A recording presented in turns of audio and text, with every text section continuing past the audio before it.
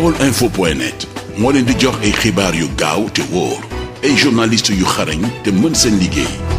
baolinfo.net le portail du Baol sur le web. baolinfo.net mën ngeen a abonné sunu chaîne YouTube Baol Info ngir ngeen di man di jot bépp xibaar bu ñu dugal. wet ni nga ko tuddee moom baaxul da ngay tuddee gouvernement bu yées bi waaye bees moom amu fi ndax ña dem jàpp naa ne ñoo ëpp expert ñoo gën a xaral li ñuy ñëw. rawatina ci gouvernement boo xam ne comme li ma la wax sànq ci ñaari yëf lu juddoo ay wor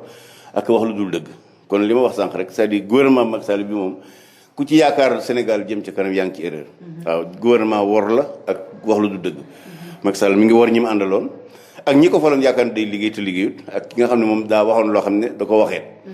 waaw loolu moom jàpp na ne di ci xaar lu baax moom jër perte temps la. waaw xam nga loolu du sax politique état bi boo ko waxee danaa ci d'accord yow mooy depuis 1960 Sénégal dafa lajj ci yoon wi mu waroon a jaar. xam nga 1960 ñun ak Corée du Sud ñoo tolloo woon ak Tunisie est-ce que mës nga dégg benn Coréen du Sud mu jël pirogue na dee dem Espagne. c'est que ñoom coréens dañu doon liggéey ñun ñuy taxawal kon encore une fois pour man xale yi di dem xaruwuñu xale yi dem bëgg a dee taxul na jóg xale yi di dem dañoo ñàkk yaakaar ci seen réew ndax duñu fi mën a toog di xool seen i waajur te mënuluñu leen dara loolu tax ñoom am bàmmeel bu sori moo leen gën a ñu toog fii te duñ mën a dara seen i waajur loolu nag d'une manière générale Sénégal moo échoué maanaam yoon wi ñu jaar 1960 ba léegi fii la ñu indi mooy dem nañ ba suñuy doom amatuñu yaakaar ci réew mi kon ma jàpp ne li ñu war def mooy wutaat weneen yoon bu bees wutaat yeneen politique yu bees wutaat yeneen nit ñu bees ci ko bu ko Sénégal deful rek fañ jëm mën naa doon musiba.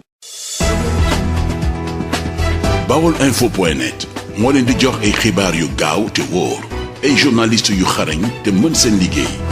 baolinfo.net le portail du Baol sur le web. baolinfo.net mën ngeen a abonné sunu chaîne YouTube Baol Info ngir ngeen di man di jot bépp xibaar bu ñu dugal.